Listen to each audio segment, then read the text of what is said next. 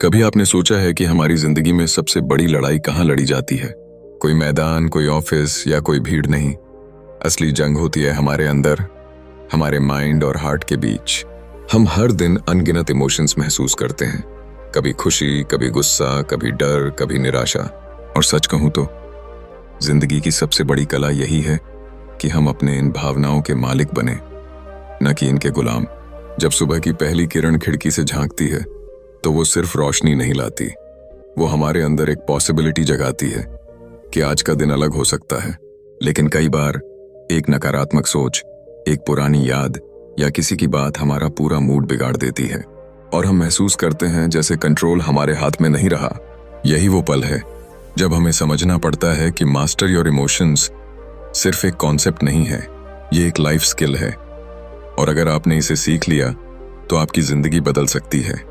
थिबोत Maurice की ये किताब master your emotions motivation personal workbook सिर्फ एक किताब नहीं है, ये एक आईना है जो हमें हमारा असली चेहरा दिखाती है। ये हमें सिखाती है कि हमारे विचार और भावनाएं किसी जंगली घोड़े की तरह हैं। अगर हम इन्हें संभाल लें तो ये हमें सफलता की दौड़ में आगे ले जा सकते हैं, और अगर हम इन्हें अनकंट्रोल्ड छोड़ दें तो ये हमें वहीं गिरा देंगे जहां से हमने शुरुआत की थी। सोचिए, आपने कितनी बार अपने अंदर ये कहा होगा, मैं कल से बदल जाऊंगा, मैं अब पॉजिटिव रहूंगा, मैं अपनी लाइफ को बेहतर बनाऊंगा। लेकिन कुछ ही दिन में पुरानी आदतें, वही गुस्सा, वही आलस, वही निराशा फिर से आ जाती है और फिर हम सोचते हैं शायद मैं बदल ही नहीं सकता। लेकिन इस किताब का मैसेज साफ है, you can change but you need the right tools. इस किताब में थिबो म्यूरिस हमें एक पर्सनल जर्नी पर लेकर जाते हैं जहां वो बताते हैं कि सेल्फ अवेयरनेस ही पहला कदम है। जब आप अपने मन की आवाज सुनना सीख जाते हैं तब आप उसे सही दिशा में मोड़ सकते हैं।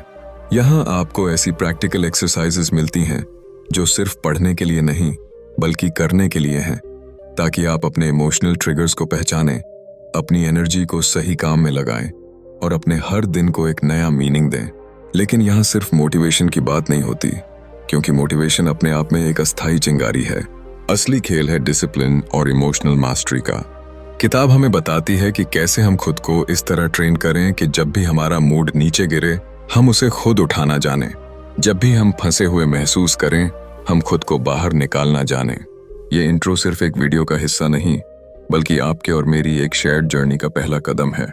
मैं चाहता हूं कि जब आप इस चैनल पर आएं तो आपको सिर्फ जानकारी न मिले बल्कि एक एहसास मिले कि आप अकेले नहीं हैं, कि आपकी भावनाएं आपको डिफाइन नहीं करती बल्कि आप अपनी भावनाओं को डिफाइन करते हैं।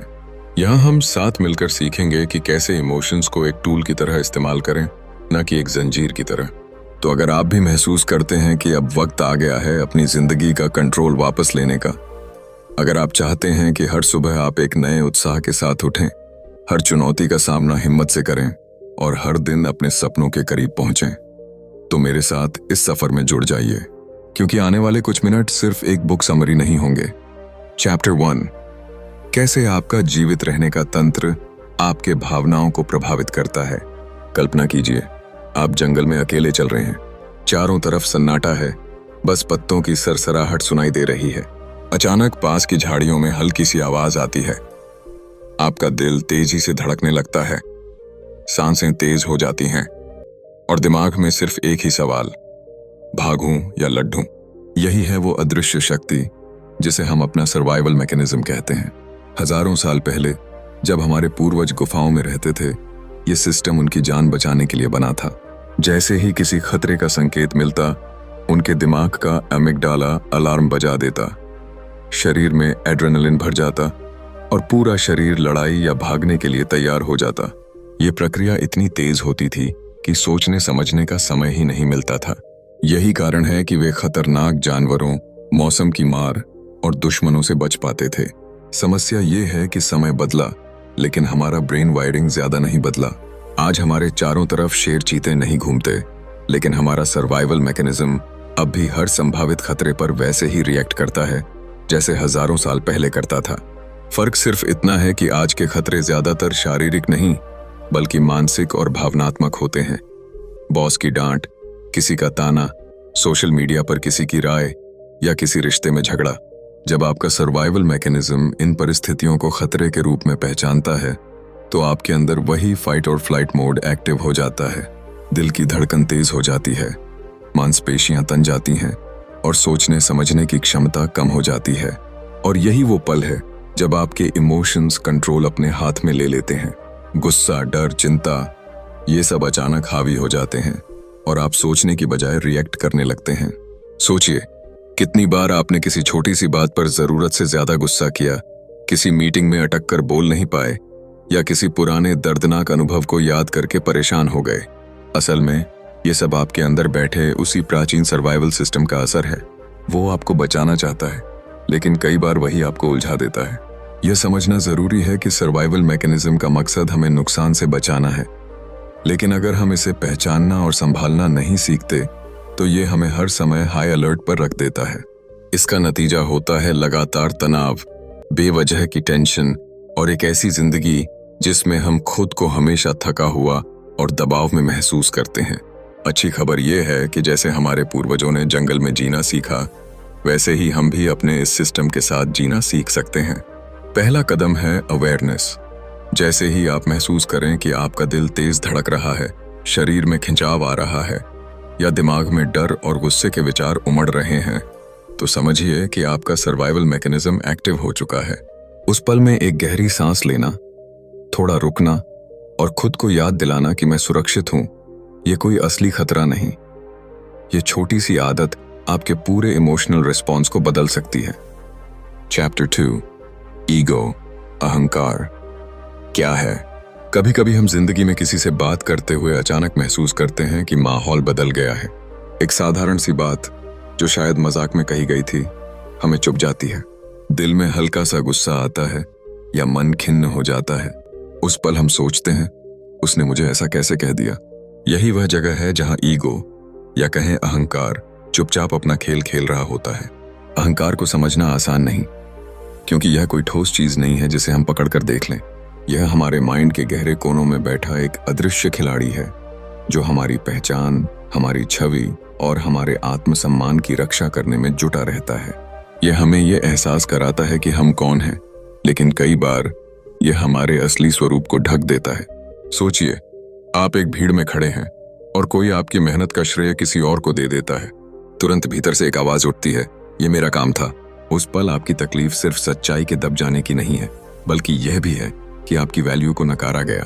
यही अहंकार है जो हमें यह महसूस कराता है कि हमें देखा जाए, पहचाना जाए, सराहा जाए। अहंकार की जड़ हमारी पहचान में है। यह कहता है, मैं यह हूं, मेरा यह स्टेटस है, मेरे पास यह उपलब्धियां हैं। और जब कोई इन पर चोट करता है तो हम आहत हो जाते हैं। लेकिन असली सवाल यह है, क्या हम सच में सिर्फ इन्हीं पहचान चिन्हों से परिभाषित होते हैं? अगर कल हमारा नाम, हमारी नौकरी, हमारा रूप रंग बदल जाए तो क्या हम वही इंसान रहेंगे? अहंकार की एक चालाकी यह है कि यह हमें दूसरों से तुलना करने पर मजबूर करता है। सोशल मीडिया पर स्क्रॉल करते हुए जब हम देखते हैं कि किसी ने नई कार ली, विदेश यात्रा की या कोई बड़ी सफलता पाई, तो भीतर से एक हल्की सी कसक उठती है, कभी प्रेरणा के रूप में तो कभी जलन के रूप में। यही अहंकार है जो हमारे भीतर फुसफुसाता है, देखो वह तुमसे आगे निकल गया। लेकिन यहां एक गहरी सच्चाई छुपी है। अहंकार खुद बुरा नहीं है, यह एक सुरक्षा कवच की तरह है जो हमें टूटने से बचाता है, हमें अपनी पहचान की सीमाओं को बनाए रखने में मदद करता है। असली चुनौती तब आती है जब यह कवच इतना कठोर हो जाता है कि हम नई सच्चाइयों, बदलाव या आलोचना को स्वीकार ही नहीं कर पाते। मान लीजिए एक कलाकार अपनी पेंटिंग पर बहुत गर्व करता है। अगर कोई कह दे रंग थोड़े फीके हैं तो दो रास्ते हैं, या तो वह रक्षात्मक होकर कहे तुम समझते क्या हो, या फिर गहरी सांस लेकर सुने, समझे और सुधार का मौका देखे। पहले रास्ते पर अहंकार हावी है, दूसरे पर आत्म जागरूकता। असली ताकत तब आती है जब हम अहंकार को पहचानना और उससे ऊपर उठना सीख जाते हैं। जब कोई हमारी आलोचना करे तो हम तुरंत आहत न हों, बल्कि यह देखें कि उसमें सच्चाई का कोई अंश है या नहीं। जब कोई हमसे आगे निकले तो हम तुलना छोड़कर अपनी यात्रा पर ध्यान दें, और जब कोई हमारी तारीफ करे तो हम उसमें न डूबें, बल्कि उसे एक मधुर हवा की तरह महसूस कर आगे बढ़ें। ईगो को काबू में रखना मतलब खुद को छोटा करना नहीं है। इसका अर्थ है अपनी असली पहचान को समझना, वह पहचान जो हमारे काम, रूप, उपलब्धियों या दूसरों की राय पर निर्भर नहीं करती। वह पहचान जो भीतर गहराई में स्थिर और अडिग है। क्योंकि जब हम अहंकार की पकड़ से मुक्त होते हैं, तभी हम सच्ची आज़ादी महसूस करते हैं।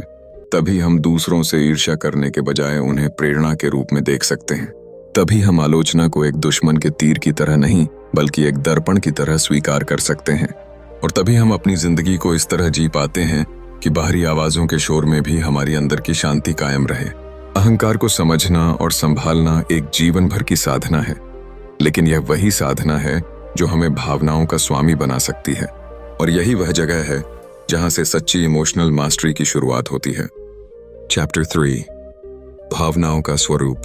कल्पना कीजिए, आप एक सुबह उठते हैं, बाहर हल्की बारिश हो रही है, खिड़की पर पानी की बूंदें नाच रही हैं और आपके भीतर एक अजीब सी शांति है। लेकिन जैसे ही फोन पर एक पुराना मैसेज दिखता है, दिल की धड़कन बदल जाती है, मूड गिर जाता है और वही शांति अब बेचैनी में बदल जाती है। यही है भावनाओं का असली जादू।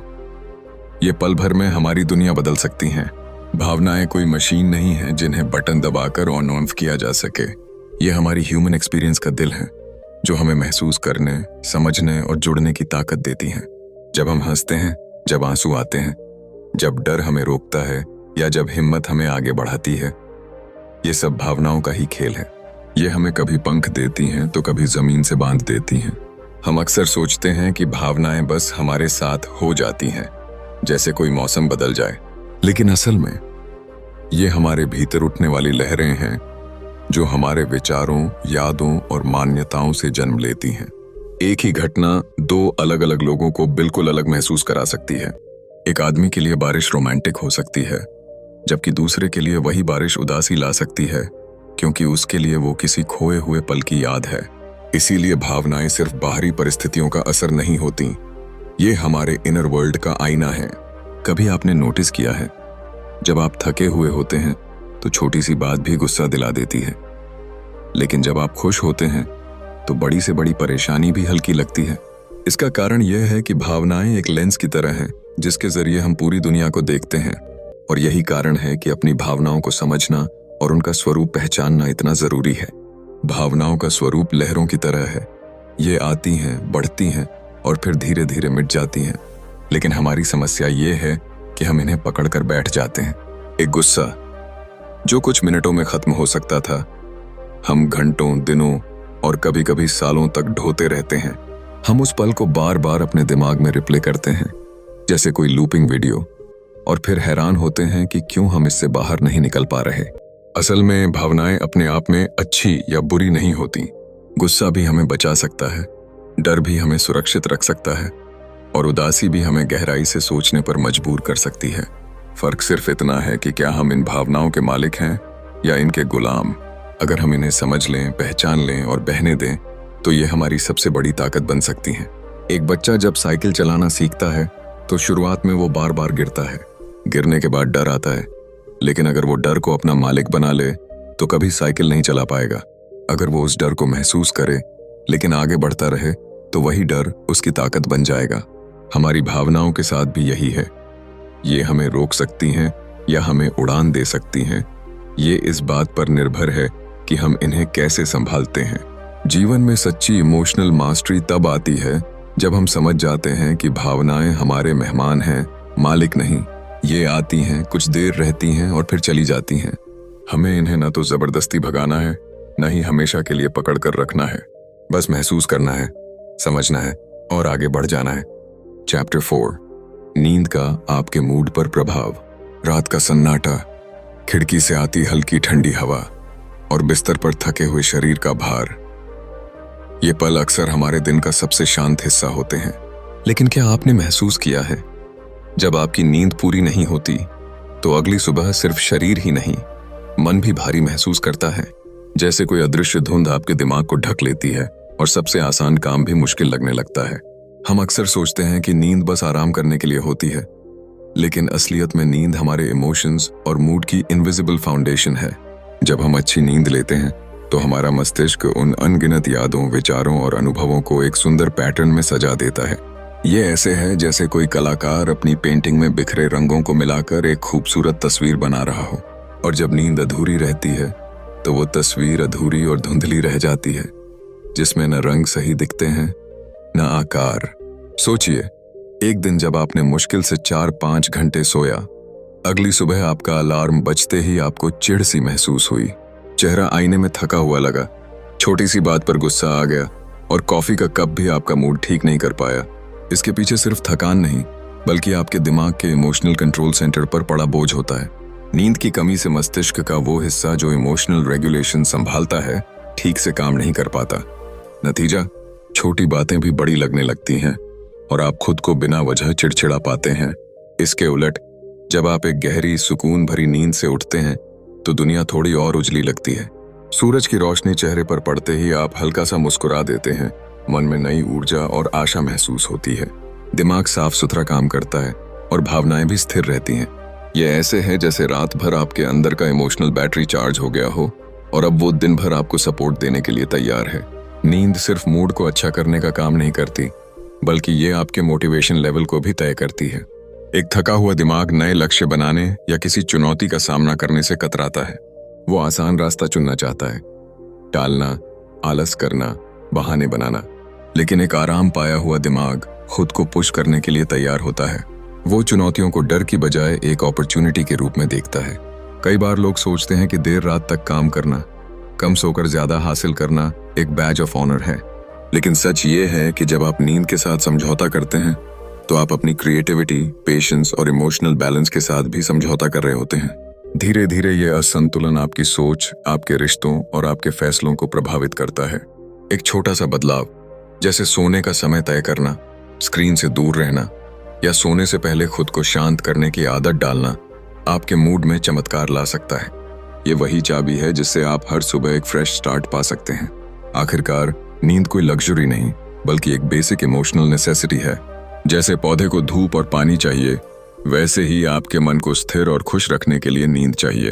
अगर आप अपने अंदर के तूफानों को शांत करना चाहते हैं, अगर आप दिन की शुरुआत मुस्कान से करना चाहते हैं, तो अपने शरीर और दिमाग को वो सुकून दीजिए जिसके वो हकदार हैं, क्योंकि अच्छी नींद से ही एक अच्छा मूड जन्म लेता है और एक अच्छा मूड ही आपके पूरे दिन की दिशा बदल सकता है। चैप्टर 5, अपने शरीर का उपयोग करके भावनाओं को प्रभावित करना। कभी ध्यान दिया है कि जब आप थकान महसूस करते हैं तो दुनिया भी भारी लगने लगती है, और जब आप उत्साह से भरे होते हैं तो वही दुनिया अचानक रंगीन हो जाती है। ये कोई जादू नहीं, बल्कि आपके शरीर और भावनाओं के बीच का गहरा रिश्ता है। हमारा शरीर सिर्फ एक फिजिकल स्ट्रक्चर नहीं है, ये हमारे इमोशंस का सबसे पहला और सबसे ताकतवर माध्यम है। सोचिए, जब आप उदास होते हैं तो आपके कंधे झुक जाते हैं, नजरें जमीन पर टिक जाती हैं, सांसें धीमी हो जाती हैं। उस वक्त आपका दिमाग भी उसी पोस्चर और ब्रीदिंग पैटर्न से एक ही मैसेज ले रहा होता है कि आप नीचे हैं, कमजोर हैं, ऊर्जा खत्म हो गई है। वहीं दूसरी तरफ, जब आप जीत का जश्न मनाते हैं तो आपका सीना सीधा होता है, हाथ ऊपर उठ जाते हैं और आपके चेहरे पर एक अलग चमक आ जाती है। उस पल में आपका शरीर आपके मन को कह रहा होता है, I am powerful, I can handle this. एक बार एक मैराथन रनर से मुलाकात हुई जिसने कहा, जब मैं दौड़ते दौड़ते थक जाता हूं और हार मानने का मन करता है तो मैं अपनी गति नहीं, अपना पोस्चर बदलता हूं। बस सिर ऊंचा रखता हूं, कंधे खोलता हूं और गहरी सांस लेता हूं, और यकीन मानो मेरा दिमाग मान लेता है कि मैं अभी भी स्ट्रांग हूं। यह सुनकर एहसास हुआ कि हमारे मूड को बदलने की शुरुआत अक्सर हमारे मन से नहीं, बल्कि हमारे शरीर से होती है। जब आप सुबह उठकर ही थके हारे से चलते हैं तो आपका पूरा दिन उसी आलस और नकारात्मकता में डूब सकता है। लेकिन अगर उसी वक्त आप थोड़ी सी फिजिकल एनर्जी पैदा कर लें, जैसे स्ट्रेच करना, खुलकर जमाई लेना, कुछ तेज कदम चलना या बस गहरी लंबी सांसें लेना, तो आपके शरीर का बायोकेमिस्ट्री बदलने लगता है। हार्मोन का स्तर बदलता है, दिमाग में नई ऊर्जा भेजी जाती है और आपके इमोशंस भी अपने आप हल्के और पॉजिटिव हो जाते हैं। कई बार हम सोचते हैं कि पहले हमें अच्छे इमोशंस चाहिए, तभी हम कुछ अच्छा करेंगे। लेकिन सच तो ये है कि अगर आप पहले अपने शरीर को पॉजिटिव स्टेट में डाल दें तो भावनाएं अपने आप बदल जाती हैं। एक साधारण मुस्कान, भले ही नकली लगे, आपके दिमाग को संकेत देती है कि सब ठीक है, और ये संकेत आपके मूड को बदलने की दिशा में पहला कदम बन सकता है। मान लीजिए आप ऑफिस में हैं और किसी की बात ने आपको नाराज कर दिया है। आपका शरीर अपने आप सिकुड़ जाता है, चेहरा सख्त हो जाता है और सांसें तेज हो जाती हैं। अगर उसी वक्त आप कुछ पल के लिए गहरी धीमी सांस लें, कंधे रिलैक्स करें और अपना पोस्चर सीधा कर लें, तो आपका दिमाग इस तनाव को खतरे के रूप में देखना बंद कर देता है। ये कोई जादू नहीं, बल्कि माइंड बॉडी कनेक्शन का असर है। हमारा शरीर एक रिमोट कंट्रोल की तरह है, जिससे हम अपने इमोशंस को चैनल बदलने की तरह बदल सकते हैं। अगर आपको लगता है कि आपका मूड नीचे जा रहा है, तो खुद को पैसिव मोड में मत छोड़िए। अपने शरीर को बदलिए। उठिए, हिलिए, दौड़िए, नाचिए या बस आकाश की ओर हाथ फैलाकर खड़े हो जाइए। आप देखेंगे कि कुछ ही पलों में आपके अंदर एक अलग सा जोश आने लगा है। जिंदगी में चुनौतियां हमेशा रहेंगी, लेकिन अगर हम अपने शरीर को इस तरह इस्तेमाल करना सीख लें कि वो हमें नीचे खींचने के बजाय ऊपर उठाए, तो हम हर दिन को जीत सकते हैं। याद रखिए, आपके इमोशंस सिर्फ आपके विचारों के गुलाम नहीं हैं, वो आपके शरीर के भी साथी हैं।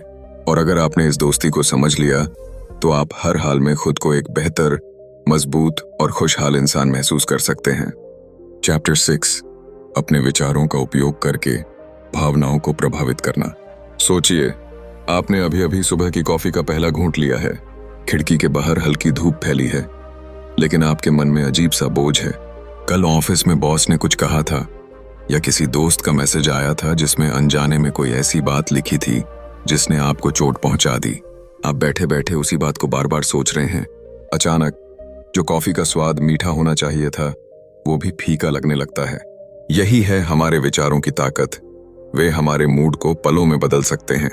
हम अक्सर मान लेते हैं कि हमारा मूड और हमारी भावनाएं परिस्थितियों का सीधा नतीजा हैं, लेकिन सच्चाई यह है कि हमारी भावनाओं का असली स्रोत हमारे थॉट्स होते हैं। जो कहानी हम अपने दिमाग में बार बार दोहराते हैं, वही हमारे दिल की धड़कन और चेहरे के भाव तय करती है। जैसे अगर आपने किसी पुराने झगड़े की याद को बार बार रिप्ले करना शुरू कर दिया, तो वो गुस्सा फिर से आपके अंदर जिंदा हो जाएगा, भले ही वो घटना सालों पुरानी हो। दूसरी तरफ, अगर आप उसी पल को किसी नए नजरिए से देखने की कोशिश करें, मान लें कि सामने वाले का इरादा बुरा नहीं था या उसने उस वक्त खुद को संभालने में गलती कर दी, तो आपका दिल अचानक हल्का महसूस करेगा। विचार हमारे इंटरनल लेंस की तरह हैं। अगर वो साफ और पॉजिटिव हैं, तो हम दुनिया को भी रोशनी में देखेंगे। अगर वो धुंधले और नेगेटिव हैं, तो सबसे खूबसूरत नजारा भी हमें बेरंग लगेगा। यही वजह है कि हमें अपने विचारों पर उतना ही ध्यान देना चाहिए जितना हम अपनी सेहत पर देते हैं, क्योंकि हमारे विचार हमारी भावनाओं को सीधा कंट्रोल करते हैं। कभी कभी यह प्रक्रिया इतनी तेज होती है कि हमें पता भी नहीं चलता कि किस विचार ने किस भावना को जन्म दिया। मान लीजिए आप सड़क पर चल रहे हैं और कोई अनजाना व्यक्ति आपको घूर कर देखता है। अगर आपका दिमाग तुरंत यह सोचने लगे कि शायद वो मुझे जज कर रहा है, तो आपके अंदर असहजता या गुस्सा पैदा हो जाएगा। लेकिन अगर उसी पल आप सोच लें कि शायद वो मुझे जानता हो या बस यूं ही देख रहा हो, तो आपका मूड बिल्कुल शांत रहेगा। यानी घटना वही, लेकिन इंटरप्रिटेशन बदलते ही भावना भी बदल गई। विचारों का इस्तेमाल अपनी भावनाओं को दिशा देने के लिए एक कॉन्शियस चॉइस है। इसके लिए जरूरी है कि जब भी कोई नेगेटिव सोच आपके मन में आए, तो आप खुद से सवाल करें, क्या यह सच है? क्या मैं इसे किसी और नजरिए से देख सकता हूँ? क्या यह सोच मुझे मजबूत बना रही है या तोड़ रही है? इस तरह के सवाल हमारे दिमाग को एक नई राह पर ले जाते हैं, जहां से पॉजिटिव भावनाएं पनप सकती हैं। एक छोटी सी कहानी याद आती है। एक व्यक्ति रोज सुबह उठते ही अपने बगीचे में जाता और वहां लगे एक पौधे को देखता, लेकिन उसकी नजर हमेशा उस एक पत्ते पर पड़ती जिस पर कीड़ा लगा होता। धीरे धीरे उसे अपने बगीचे से प्यार कम होने लगा, क्योंकि वो सिर्फ उसी खराब पत्ते के बारे में सोचता। फिर एक दिन उसके दोस्त ने कहा, तुम हर रोज बगीचे में जाते हो, लेकिन क्या तुमने देखा कि बाकी 99 पत्ते हरे और ताजा हैं? उस दिन उसने महसूस किया कि उसकी उदासी का कारण पौधा नहीं था, बल्कि उसकी सोच थी जो हमेशा कमी पर ध्यान देती थी। उसने नजरिया बदला और बगीचे का आनंद फिर से महसूस करने लगा। हमारी जिंदगी भी कुछ ऐसी ही है। हम में से कई लोग अपनी भावनाओं के गुलाम इसलिए बन जाते हैं क्योंकि हम विचारों को बिना फिल्टर के स्वीकार कर लेते हैं। लेकिन जैसे हम अपने घर के दरवाजे पर हर अजनबी को अंदर नहीं आने देते, वैसे ही हमें अपने दिमाग में हर विचार को जगह नहीं देनी चाहिए। हमें चुनना होगा कि कौन सी सोच हमारे भीतर जड़ पकड़े और कौन सी सोच बाहर ही रह जाए। जब हम यह कला सीख लेते हैं, तो हमें महसूस होता है कि भावनाएं हमारे कंट्रोल में हैं। कोई घटना, कोई इंसान या कोई परिस्थिति हमारे मूड को तब तक बिगाड़ नहीं सकती जब तक हम उसे अपने विचारों से इजाजत न दें। और यही आजादी की असली परिभाषा है, freedom from emotional slavery. Chapter 7, अपने शब्दों का उपयोग करके भावनाओं को प्रभावित करना। कभी आपने गौर किया है कि जब कोई आपको प्यार से, सम्मान से संबोधित करता है तो आपके अंदर एक हल्की सी मुस्कान अपने आप आ जाती है, और जब कोई कठोर या अपमानजनक शब्द कहता है तो मानो दिल पर पत्थर सा गिरता है। शब्द सिर्फ आवाज के कंपन नहीं होते, ये हमारे मन और आत्मा पर गहरी छाप छोड़ते हैं। ये हमें तोड़ भी सकते हैं और बना भी सकते हैं। मान लीजिए एक बच्चा स्कूल से घर आता है और माँ बस इतना कह देती है, तुम बहुत होशियार हो, मुझे तुम पर गर्व है। उस पल उसकी आंखों में एक चमक आ जाती है और वो विश्वास करने लगता है कि वो सचमुच कुछ कर सकता है। दूसरी ओर अगर वही माँ थकी हुई या चिड़चिड़े मूड में कह दे, तुमसे तो कुछ होता ही नहीं, तो वही बच्चा खुद पर शक करने लगता है। यही है शब्दों की ताकत। ये सीधे हमारे इमोशंस के तार छूते हैं। हमारे द्वारा बोले गए हर शब्द एक बीज की तरह होते हैं। अगर हम पॉजिटिव, अपलिफ्टिंग वर्ड्स बोते हैं तो मन में आत्मविश्वास और शांति का पेड़ उगता है, और अगर हम नकारात्मक, ताने देने वाले शब्द बोते हैं तो मन में डर, गुस्सा और उदासी के कांटे फैल जाते हैं। यही कारण है कि किसी भी रिश्ते में, चाहे वो खुद से हो, अपने परिवार से, दोस्तों से या सहकर्मियों से, हमारे शब्दों का चुनाव बेहद मायने रखता है। कई लोग कहते हैं मैं तो बस सच बोल रहा हूं, लेकिन सच बोलने का तरीका ही असली फर्क पैदा करता है। उदाहरण के लिए, अगर आपका दोस्त देर से आया है तो आप दो तरह से कह सकते हैं। एक, तुम हमेशा लेट आते हो, तुमसे टाइम पर कुछ नहीं होता। सुनने वाले का मूड वहीं खराब। दूसरा, तुम आ गए, अच्छा लगा, अगली बार जरा पहले आना ताकि हम और टाइम साथ बिता सकें। यहां भी आपने वही बात कही, लेकिन इस बार आपके शब्दों ने चोट नहीं पहुंचाई, बल्कि एक पॉजिटिव फीलिंग दी। और सबसे अहम बात, हम जो शब्द अपने आप से कहते हैं उनका असर सबसे ज्यादा होता है। ये सेल्फ टॉक हमारा सबसे बड़ा दोस्त भी हो सकता है और सबसे बड़ा दुश्मन भी। अगर हम सुबह उठकर खुद से कहते हैं आज का दिन मुश्किल है, मुझसे नहीं होगा, तो हमारा दिमाग सचमुच उसी दिशा में काम करने लगेगा। लेकिन अगर हम खुद से कहें आज मैं बेहतर बनूंगा, मैं ये कर सकता हूं, तो हमारा दिमाग सॉल्यूशंस ढूंढने लगेगा, ना कि प्रॉब्लम्स पर अटका रहेगा। शब्दों की यह जादुई शक्ति इसीलिए इतनी खतरनाक और सुंदर दोनों है। हम अपनी भाषा, अपने टोन और अपने शब्दों से सामने वाले की पूरी भावनात्मक स्थिति बदल सकते हैं। यही कारण है कि सफल लोग, अच्छे लीडर्स और गहरे रिश्ते निभाने वाले इंसान अपने शब्दों को बड़े ध्यान से चुनते हैं। वो जानते हैं कि एक काइंड वर्ड किसी को पूरे दिन के लिए प्रेरित कर सकता है, और एक गलत कहा गया वाक्य महीनों की मेहनत से बने रिश्ते को तोड़ सकता है। जरा सोचिए, अगर आप अपने आसपास के लोगों के साथ और खुद के साथ शब्दों का इस्तेमाल इस तरह करें कि हर बातचीत के बाद सामने वाला हल्का, प्रेरित और जुड़ा हुआ महसूस करे, तो आपकी जिंदगी कितनी बदल जाएगी। आपका एनवायरनमेंट एक ऐसे बगीचे में बदल जाएगा जहां हर शब्द एक फूल है और हर बातचीत एक खुशबू। आखिरकार जिंदगी वही है जो हम कहते हैं और सुनते हैं। शब्द हमारे दिमाग में चित्र बनाते हैं और वही चित्र हमारी भावनाओं को दिशा देते हैं। इसलिए हर वाक्य बोलने से पहले ठहरिए, सोचिए, क्या ये शब्द किसी के दिल को उठाएंगे या गिराएंगे? क्योंकि जब आप ये समझ जाते हैं तो आप सिर्फ बातें नहीं करते, आप दिलों को छूने की कला सीख जाते हैं।